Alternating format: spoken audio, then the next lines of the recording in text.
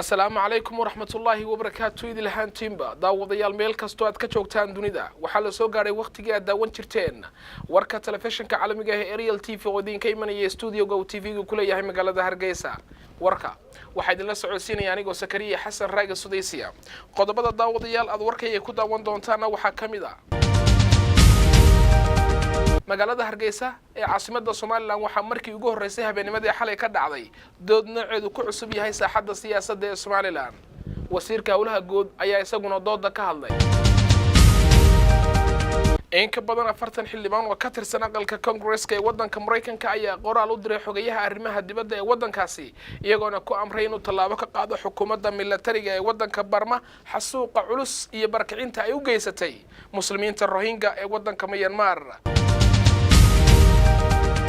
qodobada kale ee daawadayaal aad warkayga ku daawan doontaan waxaa kamid ah xisbiga kulmiyo xafiis ee ka furtay Hargeysa.